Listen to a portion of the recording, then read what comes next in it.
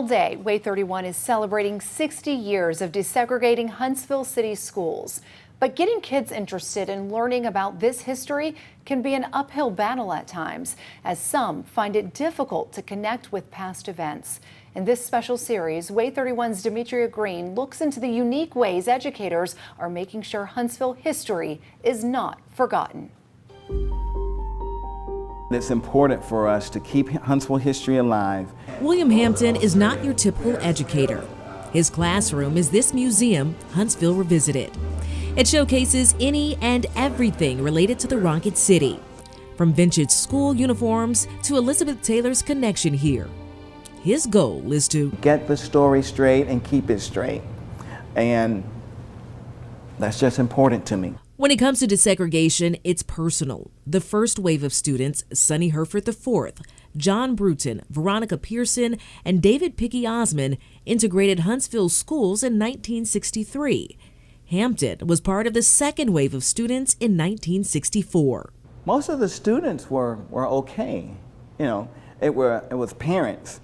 Some of the teachers just got this vibe that they didn't really want you there. Hampton doesn't just recite facts, he strives to further these conversations by digging deeper. I'm always sharing and always asking the question, well, how do we grow from here?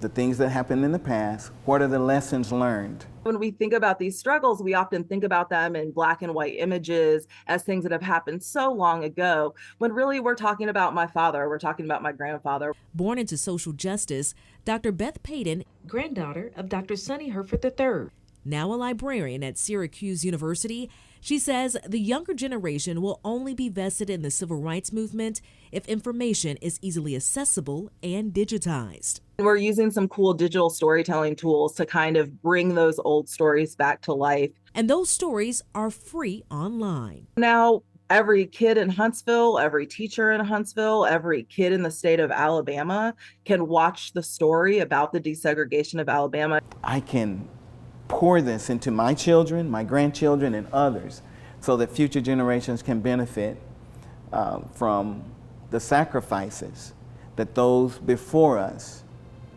have laid out. And life has a way of coming full circle. I think about how 2 generations ago, my grandfather couldn't even go into a library until he was 39. And now I get to profess about libraries. For Way 31 News, I'm Demetria Green.